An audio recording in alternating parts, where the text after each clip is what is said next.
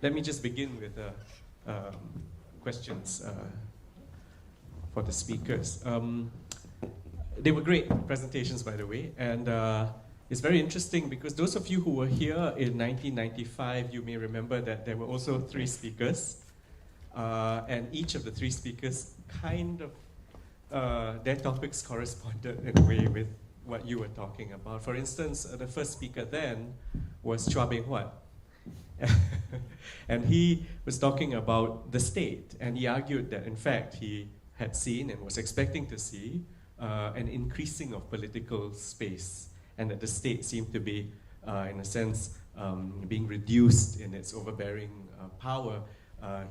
He saw this in the trends in elections, he saw this in the rise of civil society, he saw this at the time in the way that society was also becoming more stratified and much more unequal. And he also saw this in the way that public citizens, private citizens were much more willing to speak vocally, often against decisions made by the state. So he was optimistic in that sense. Alvin, you were pessimistic, right? Well, that's what I got from you, that the current times indicate that that space is actually closing up. But you made an interesting point, which is that you're not asking for the state to roll back, right, and open up more space for us. That's not what you're saying. You're saying be here, right? Support, but support in ways that are productive and facilitative rather than regulatory and restrictive. That's a very dangerous request, right? Because when you ask for resources and opportunities from a state and they come in, what's going to stop them from suffocating you whilst they're in that space, right? So there's that sort of question. The second speaker in '95 was Richard Lim, a news editor, right? And he made a smaller argument about how if the arts expected to have coverage in the media, that they would have to respect the need for the media to be commercially viable.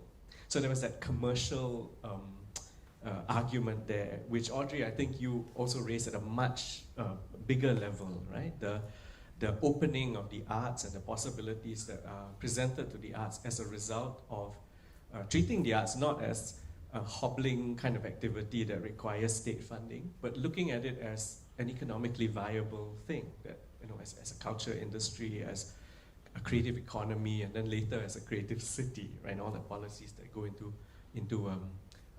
facilitating that. But with those policies and with those new commercial resources and possibilities also come the same kind of suffocation, right? You're accountable in so many ways that you would see as bureaucratic. So there's that sort of issue there. And then the third paper was one given by Yao Su Cho, who's an anthropologist, right? And he made the argument, which was somewhat different from yours. I mean, you were both talking about the city as a space, placemaking. But he came from the position that cities that were designed to be comfortable, you know, to be homely, had a suffocating effect. That we're not enlivened, we're not provoked out of our comfort. Whereas you might be arguing, I may be mistaken in saying this, that there is something possibly transformative, something activating in the ambient experiences that we might have that's different from muzak in a lift, which can actually dull our senses.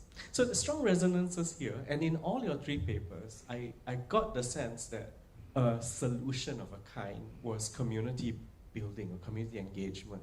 In your case, directly with the artists themselves. In your case too, you know, to kind of come together as a community, build capacity and resources. In your case, think of the community as the citizens and so on, the communities that you are presenting your work to engage with them in that sense. So my question for you is, how do you prevent that activity of building community from becoming the very same suffocating type of activity as your engagement with the state, your engagement with the commercial or the economic, and your engagement with, you know, a comfortable city, as it were. So, I find that the world is becoming, there's more diversity now. I mean, the diversity was always there, but it's more more visible now, more tangible, more present. I don't know, because of capitalism and all that, you know, all different minority groups are also asserting their presence. And there's the whole idea of, the whole notion of intersectionality, which kind of complexifies the space. I feel the space is more complex today, you know, to engage. And all of us can be people sector, but we are all having contestation. It's not just the state and the people.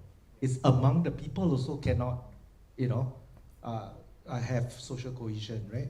So therefore you kind of need strong leadership to kind of manage or facilitate, or strong resources.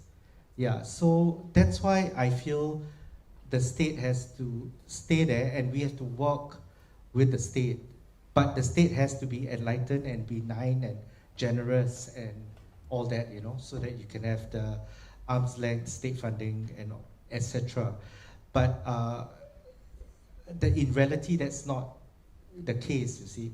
But the thing is that if you empower ourselves, the community and the arts community with public as well, you have to bring along people. If you just work alone, it will be 1987 Marxist conspiracy, where the leaders are separated from the main body, and then you just frame the leaders and they go in, right? But with all the social media and all that, you can kind of bring people along, and everyone is, through education, you know, make the people sector stronger. And with that, then you can engage in the tripartism in a more rigorous and meaningful way. Because I don't see how we can get rid of the government and the resources and the funding. You know, so we can deal with it so that it doesn't strangle us. But I don't think it's practical to get them to eradicate that factor. I mean, I don't see how. Just before we move on to Audrey, just two things from what you just said. So you need that tripartism and all of that. And I guess it works when there is a sense of interdependency, right? It's not just that you need the state, but to some degree the state needs you too, yes. Right? The state needs artists, needs arts, right? Currently, I suppose that relationship of power is unequal. Yeah. It's asymmetrical. So I'm saying to empower yourself to the point where you can get, you know, aim and aspire towards that kind of equality, you know, reduce the gap of inequality of power. If you don't strengthen yourself, then, you know, how can you dream at all? So if you strengthen yourself and you mobilize with the arts community, as it were, as a community, right, and you come before the state, can you still use your, what did you call it, Asian wife approach? Well, no, depends on other partners. You have to also bring the corporates along, philanthropists along. You know what I mean? All your partners along as well, you see. It's not just you and the state. Like I say, we have to break away from the binary. For me, it doesn't work, yeah. So for me, it's like the more partners you have. You see, like at one point, you know, you criticized the Esplanade, but we worked with the Esplanade and we got criticized. But do you inject the beast, or do you just fight from without? Do you fight from within? Because as I understand, deconstruction is to, you know, dismantle from within. So better be involved in the Esplanade and inject your program into Esplanade than to just criticize it from outside, right? So the thing is that then along the way, you can convert the programmers in Esplanade as well to see, you know, what point you're trying to make. So the thing is, don't break the engagement and don't just go into oppositional position and take comfort in that. That's not what I feel will work today. Thank you. Audrey. I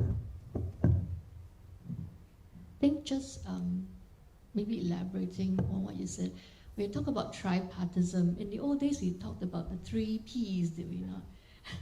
Public, private, and people sector, yeah.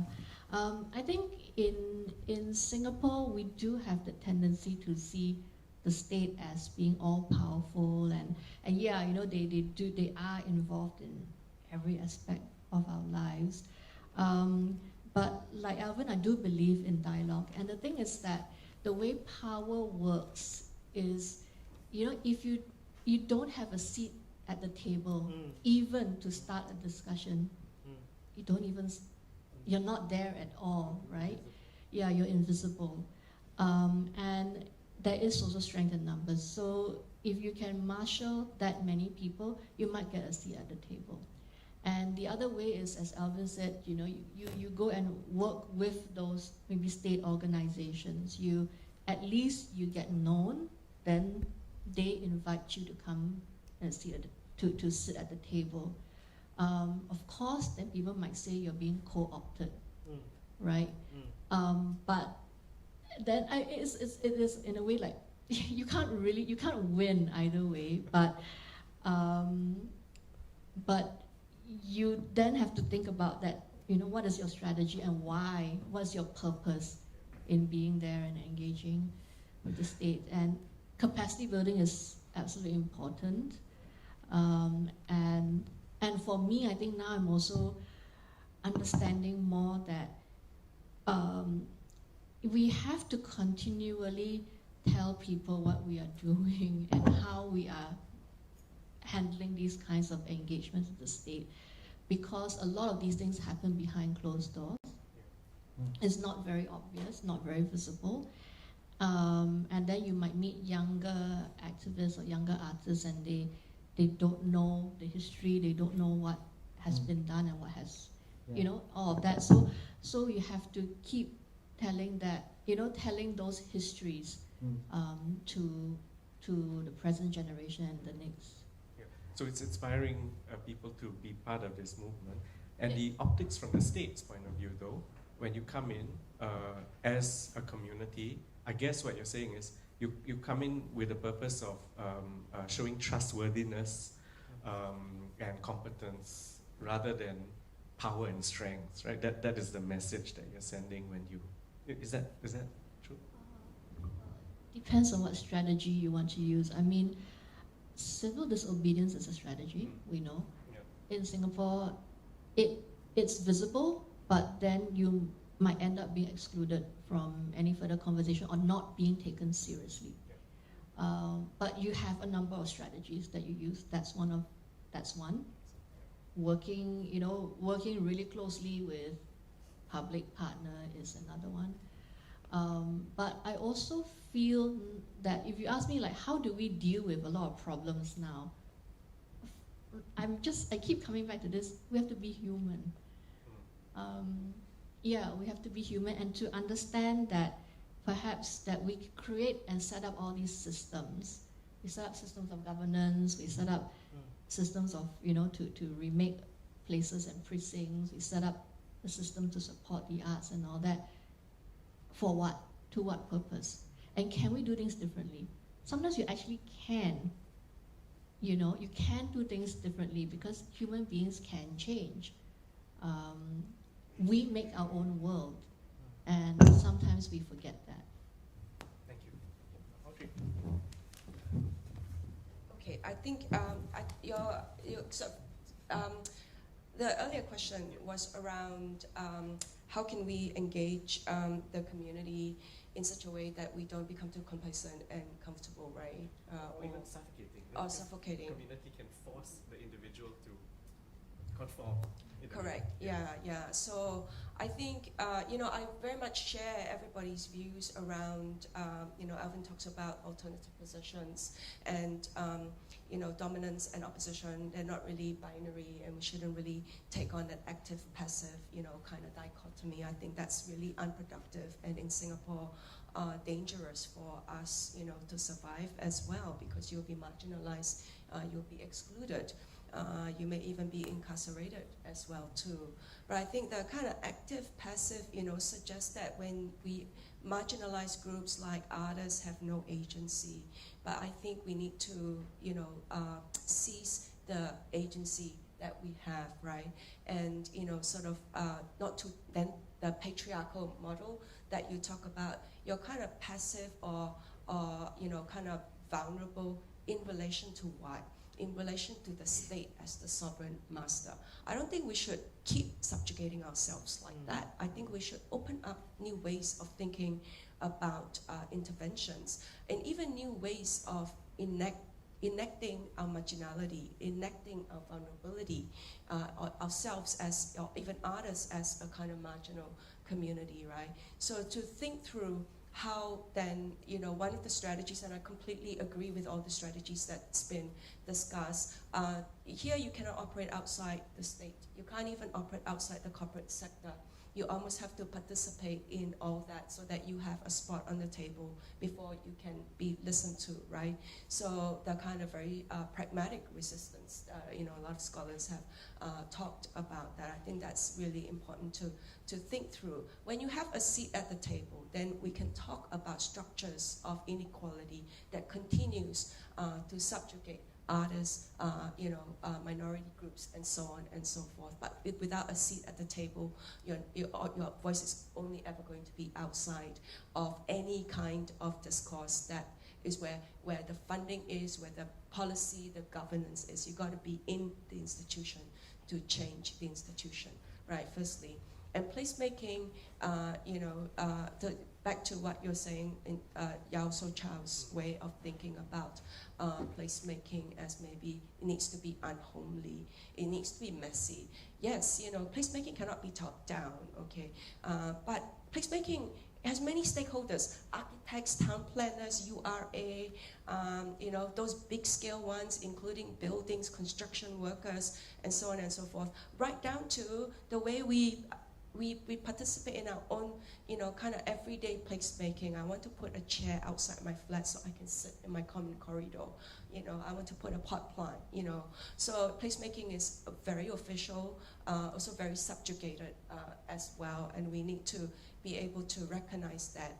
And I think, I think it has to be almost like to look forward. How do we plan for an area? How do we plan for a city in such a way that we can maintain the sustainability of resources, right? So then, it's to not just go the top-down way to say this is about efficiency, it's about maximization.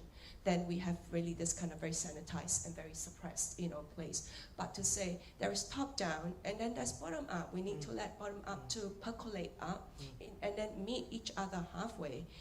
That will be the best model of, kind of placemaking or indeed any kind of intervention, right? Thank you so much. We have a question here on the feed, but I would like to maybe ask if anyone here has a question too that we can take. Kingston. She's very hard to see. Actually, my question is a reflection on the three of you, right? But first, let me thank all of you for excellent presentation, particularly the first two speakers who reminded, right? And we invited the local community to participate in the experiment that we were doing on site. And I was totally shocked by a remark made by one of the residents in that area, an old uncle, who said, "Why are we doing this? Isn't all these wheeled vehicles already banned? Why do we want to harmonize? Just ban them." So the question which I'm putting to all three of you is this. When you talk about the dichotomy between the artist and the state, right? My question to you three is, in fact, haven't citizens already absorbed the deep state within themselves? Because the whole idea of a society is not possible without some kind of hierarchy. It's some kind of rule-based system, right? And social harmony is only possible if there's a social agreement as far as the rules and regulations are concerned. Therefore, the state is in many ways internalized already. Okay? Now, the only question that remains unanswered or unanswerable is the question which you raised about aesthetics. To what extent is aesthetics autonomous of the state?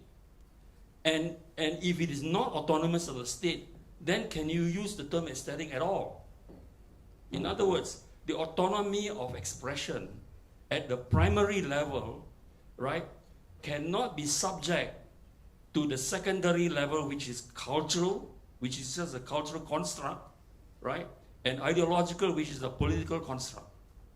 Unless the artist insists on the autonomy of his aesthetic, then he is simply a tool of the state, no matter how you put it. Okay, thank you. So I think maybe because we don't have a lot of time, right? About 10 minutes. Let me suggest that we take some more questions. So we have the question of internalization of order and authority and so on, and how that manifests in citizens and the people generally, and the question of autonomy of art. Please. I'm only pointing to you because I can only see the first few rows. I'm so sorry to people at the back. Hi. So, building on Prof. Audrey's notion of critical vocabularies, in reflection back to the idea of space in itself, because we have almost been disciplined to speak of spaces in terms of GFAs, in terms of how much square footage per rent, how much you can generate income, and these are the things that actually, are part and parcel of the KPIs that the government bodies has set out for us.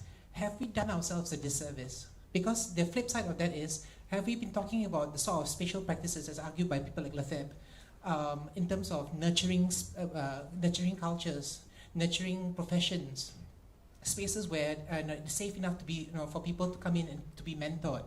This conversation is kind of missing in this discourse between, the conversations between the people who are talking about spaces. And I'm wondering what can we do to disrupt these conversations, to shift the vocabularies without being seen as troublemakers?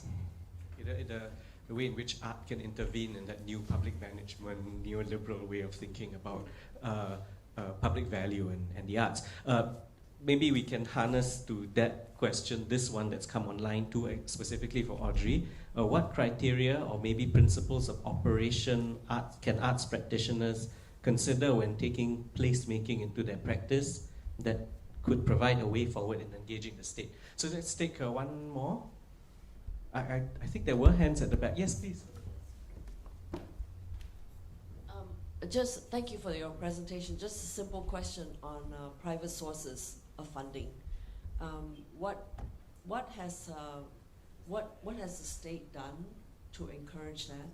And what do you think needs to happen I think all of you talked about that private sources and corporations and all that can be useful. So what else needs to happen? I'll tell you from the side of being a consumer and a participant, the feeling that I get is that it's also well taken care of. What is there to do? What else? Private people, private sources of income don't need to come in. It's also well taken care of by the state. Okay. If there are no more questions, we can just kind of go down the row, maybe starting with... Oh, there's one more? Okay, one more. May I just ask the panel to comment on how very relevant the substation is in terms of existing in spaces today in Singapore, and why that relevance perhaps is even more important in terms of providing a space for artists working today. Thank you.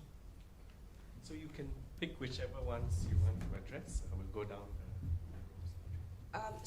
From back to front, how relevant Substation is, I'll let the two other speakers talk about. But I learned a lot this morning from the two talks, the history of the space, the history of the organization. I know people have written a lot of pieces on it, but I haven't seen much publish work on it. So I encourage to write the history, to write the achievements, the building of capacities of artists, you know, in more, you know, kind of official form, so that then, you know, it can, you know, we can pass it on, the kinds of skills that have been created, right? So private funding, what is the role for private funding? I disagree that there's no space for private funding. So say LGBT activism, for example, immediately, you know, like if there's something going on, the Appeal 377A, you know, people instantly can raise money so that then they can have an event in a big, you know, kind of exhibition hall where thousands of people can turn out and debate the issues. The kind of money is people just donate money, and then that can create events that bring people together. And this is especially more so important for, say, LGBT issues and events, because that's really not recognized and not funded at all. So I think we need to continue also to engage private philanthropy as much as we are engaging the state as well. And of course, in the kind of neoliberalization of the arts all over the world, we see the withdrawal of state funding and more to be entrepreneurial. Like you say, you were using the word to go out and find alternative sources of income, right? So in terms of that question online about principle, how do we operate when engaging the state within the context of placemaking? So I've been back for 2.5 years. And I've learned very, very quickly to have an idea taken up, you have to socialize the idea. And you have to socialize the idea at every single informal avenue that you can, even before you submit one paragraph of an idea, okay? So, and different places work differently, different countries work differently, but I think in the context of placemaking, you know, so of course there's a whole lot of other things. Placemaking is a multi-billion-dollar industry, but you know, sort of, I spoke to URA about, you know, placemaking. I said, don't you want people to examine the impact of your placemaking activities, like, you know, how many people go to your activities, and what kind of skill sets they would learn when they come to participate in your beautification projects. And then they told me specifically they're not interested in participation. They're only interested in beautification of places, right? So then it's a completely different kind of agenda, but definitely I think we always, and this artist became successful after 2 years, but out of that, you know, the success of the artist has generated X number of shows that created $3 million worth of activities of participation and so on and so forth. So the vocabulary to capture the pipeline, you know, and the tools to capture, the measurement tools to capture the quantification of the pipeline, we need those sorts of tools so that we can better, you know, you want dollars and cents, we can give you dollars and cents, you know, to better advocate for the arts. So the last question, which is the first question around the autonomy of the aesthetics, you know, Rancière always talks about aesthetics as the kind of aesthetics of the sensible, right? And, you know, so I don't know, I would like to think artists, you know, internalize that. But in terms of working with the state and how do we bring out artwork that is challenging, but, you know, within the OB markers, if you like, you know, I think that one is a constant, everyday negotiation. Every single scenario, you know, the OB markers change slightly differently, right? So, you know, I think if artists can operate in Singapore, they will be very successful operating internationally, because we have so much constraints here. So, I'm going to pass it on.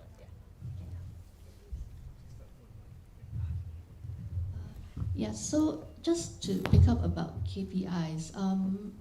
Yeah, we do. I think you know, practitioners do recognize that in order to argue for more funding or to even to retain the funding, you have to deliver on certain number of on the numbers.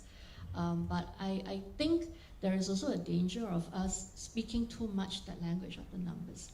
So and the way that we talk about arts and arts making and especially in the Singapore context, language is very powerful. It really ends up shaping the reality and how we behave. So I always prefer to be more self-conscious about the way that we talk about these quantitative measures, and I would encourage people to also understand that there are different languages that we speak to the arts. We might speak to our funders and policymakers in a certain way because you need to argue for the funding, but I think we also have to, I would advise like my students or anyone else to think about philanthropy and private funding sources. Yeah, I think there are many opportunities for the private sector to be involved in the arts. It's not just not traditional sponsorship or philanthropy. It's also other ways. You can do commissions. You can you're developing a building, open up some space which is for arts, and find a way to keep supporting that and not just say here's an empty plot of land for you to do something. Maybe like be more proactive about that. I think we can be more creative in the way that private money is being used. There are other strategies to encourage funding, some of which Singapore has, tax exemption and so on. But I think private money participation in the arts can, Singapore, we still have a way to go. And that also has to do with our traditional mindset of where we give our money to. We give to, the very needy causes, children, education, the elderly, and so on. And arts is always, arts and sports is at the bottom of the rung, so to speak. Then moving on to the aesthetics and autonomy, I agree that we have internalized the state. And in this kind of condition, well, how do you really become autonomous and free? And and that's why I say we need to somehow have a kind of space where artists can just be artists and do what they do. Messy spaces. I think if we can increase our tolerance for messy spaces, I think that would help a lot. Like for instance, the community gardens, right, is an example that I think about sometimes when you think of when you think about what's ground up activity that's very organic and is growing. People started planting plants below the HDB block, correct? And then the town council came and said, no, you can't be doing that. But some of them do fight for it, and then they get their little plot of land, which is nice. And then in some neighborhoods, you actually have a community garden, but it's locked most of the day. So which I feel defeats the purpose of community garden. It's all like neatly demarcated, right? I think we need the messy spaces. And this PMD bicycle pedestrian debate is messy, and for me, it's like we have to have that kind of messiness.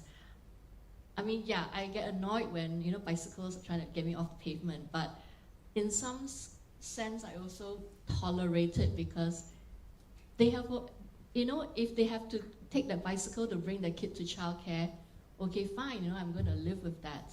But how can we make an environment where that messiness can be tolerated, but balancing that with public order, social order?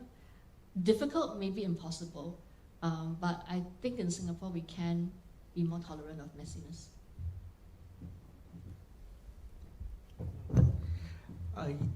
Our former chair of the board, Tan Chong Kee, has written an essay called "Can the Co-opted Speak?", which is a borrowing of the Spivak's "Can the Subaltern Speak?".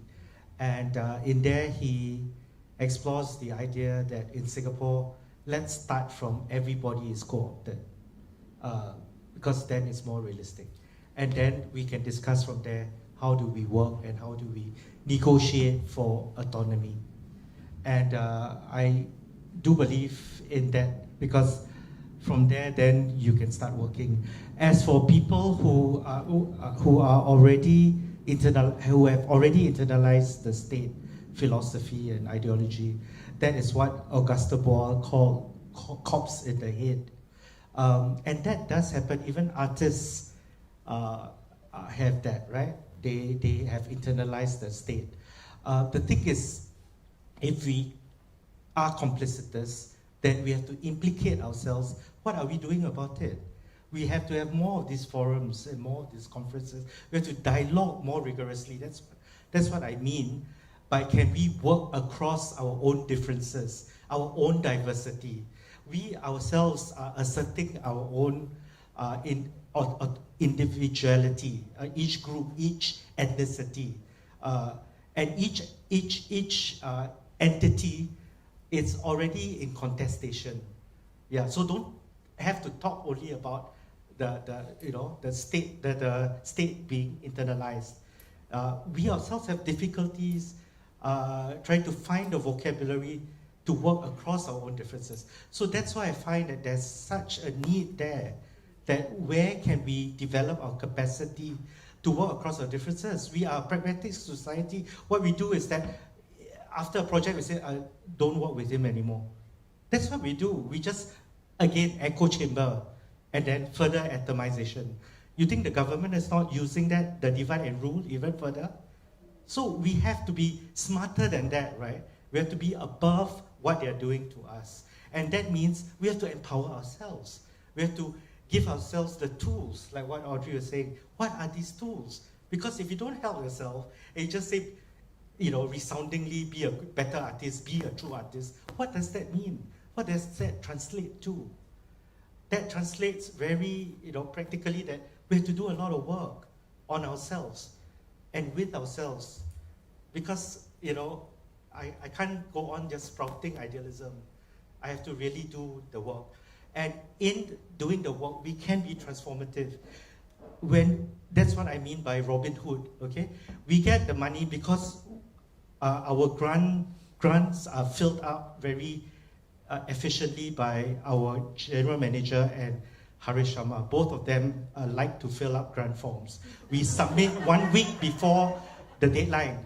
When we get the money, right, during our assembly plays, we hire 2 groups of cast members because we don't want the play to be, when we go out to schools, we have like 40 packages. We don't want the students to receive a tired play. We want a good quality art experience for the students. But of course, our revenue is reduced, right? Our profit. We don't do profit maximization. We do quality of the play, that the students experience that. So that's what I mean by transformative. We have a 9-month process of creating a new work, and we make NAC pay for that, a 9-month process. Last year, we reduced our 2 original plays a year to 1, and then we asked NAC to accept that we go into research and development for the other allocation of grant. And they agreed. So that's what I keep saying. We have to use our own entity to be the transformative agent. And the other group I would want to mention is Drama Box, who does it in a practical way. But you don't be a hero and then close down like Third Stage, It shuts down and you can't operate anymore. How do you be, idealistic and be transformative if you are forgotten? What a suitable ending. Will you join me, please, in thanking our terrific panel?